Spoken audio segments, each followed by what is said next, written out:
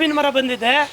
ಮಾವಿನ ಮರ ಬಂದಾಗ ಅದರಲ್ಲಿ ಹೂವು ಬಂದಾಗ ಸರ್ ನಾನು ಲಕ್ಷ್ಮೀನಾರಾಯಣ ಅಂತೇಳಿ ತಿಗಳರಸಹಳ್ಳಿ ಗ್ರಾಮ, ಕನಕಪುರ ತಾಲೂಕು, ರಾಮನಗರ ಜಿಲ್ಲೆ. ನಂದು ಇಲ್ಲಿ 2.5 ಎಕರೆ ತೋಟ ಇದೆ, ಮಾವಿನ ತೋಪಿದೆ. ಆ ತೋಪಲ್ಲಿ ಜಾಸ್ತಿ ಬಾದಾಮಿ, ಅದು ನಮ್ಮ ರತ್ನಗಿರಿ ಬಾದಾಮಿ ಇದೆ. ಅದರಲ್ಲಿ ಮಧ್ಯದಲ್ಲಿ ಕೇಸರ್ ಇದೆ, ಮತ್ತು ಒಂದು 5 ನೀಲಮ್ ಇದೆ, ಆಮೇಲೆ ಮಲ್ಲಿಕ ಇದೆ. ಹೊಸದಾಗಿ ಮತ್ತೆ ನಾನು ತೋತಾಪುರಿ ಮತ್ತು ಇನ್ನು ಮನೆಗೆ ಬೇಕಾಗಿರೋಂಥ ಹಣ್ಣುಗಳೆಲ್ಲ ಕೆಲವು ಹೊಸ ತಳಿನೂ ಹಾಕಿದ್ದೀನಿ. ಈಗಾಗಲೇ ಸುಮಾರು 14 ವರ್ಷ ಆಗಿದೆ ನನ್ನ ಮರಗಳಿಗೆ. ನಾನು ಮರಗಳಿಗೆ ಪ್ರತಿ ತಿಂಗಳೂ ಆ ಗಿಡದಿಂದ ಬುಡದಿಂದ ಬಿಟ್ಟು ಸುಮಾರು ಒಂದು 40-45 ಮರಗಳಿದೆ.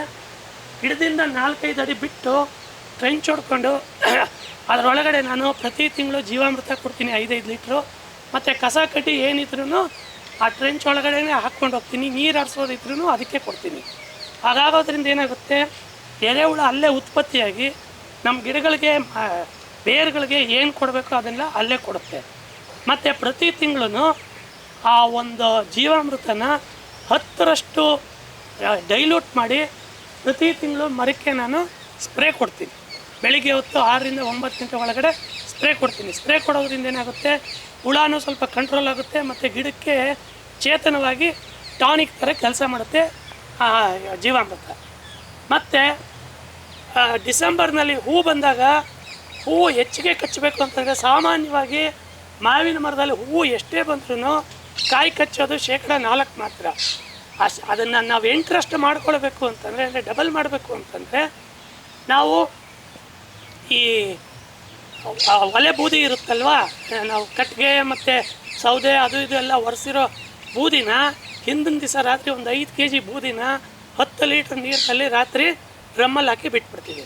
ಹಾಕಿ ಬಿಟ್ಟು ಬೆಳಿಗ್ಗೆಗೆ ನಾವು ಅದನ್ನು ಆ ಬೂದಿನೆಲ್ಲ ಸೋಸ್ಬಿಟ್ಟು ಆ ನೀರನ್ನ ಹೊರಗಡೆ ತಕ್ಕೊಂಡು ಆ ನೀರನ್ನು 10% ನೀರಿನಲ್ಲಿ ಮಿಕ್ಸ್ ಮಾಡಿಬಿಟ್ಟು ನಾವು ಅದಕ್ಕೆ ಹೂವು ಬಂದಾಗ ಅದಕ್ಕೆ ಸ್ಪ್ರೇ ಕೊಡ್ತೀವಿ.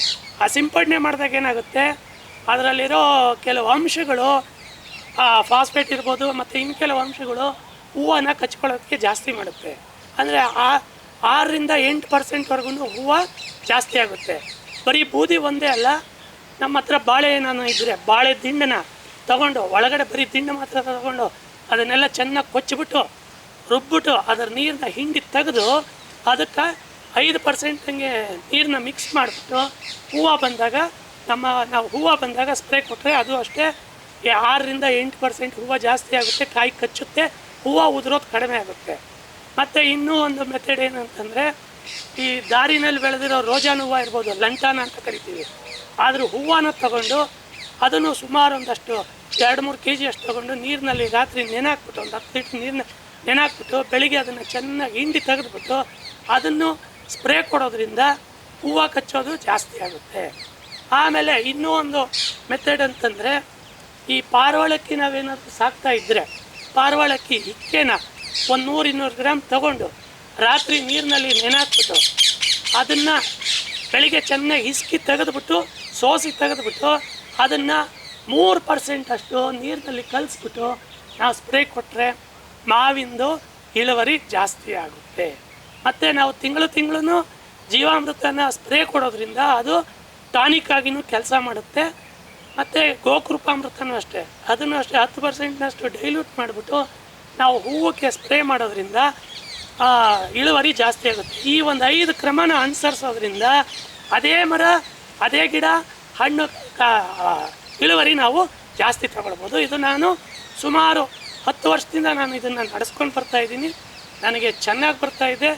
ಒಂದು ಹಣ್ಣು ಏನಿಲ್ಲ ಅಂತಂದ್ರೂ 230-240 ಗ್ರಾಮು ರತ್ನಗಿರಿ ಬರುತ್ತೆ. ಮತ್ತು ಇದು ಬಂದು ಯಾವುದು ಮಲಗೋಬ ಬಂದು 500-550 ಗ್ರಾಮ್ವರೆಗೂ ಬರುತ್ತೆ. ಆಮೇಲೆ ಕೇಸರ್ ಬಂದು 200-220 ಗ್ರಾಮ್ವರೆಗೂ ಬರುತ್ತೆ. ಇಳುವರಿನೂ ಚೆನ್ನಾಗಿದೆ, ರುಚಿನೂ ಚೆನ್ನಾಗಿರುತ್ತೆ. ನಾನು ಅದನ್ನು ತಗೊಂಬಂದು 100-150 ರೂಪಾಯಿವರೆಗೂ ಕಾಯಿನೇ ಮಾರ್ತಾಯಿದ್ದೀನಿ. ನಾವು ಯಾರಿಗೂ ಹಣ್ಣು ಮಾರ್ಲಿಕ್ಕೆ ಹೋಗಲ್ಲ. ಇದು ಇಷ್ಟು ವರ್ಷದಿಂದ ನಾನು ಚೆನ್ನಾಗಿ ನಡ್ಕೊಂಡು ಬರ್ತಾ ಇರೋದು ನನ್ನ ಪದ್ಧತಿ. ನಮಸ್ತೆ. Thanks sir.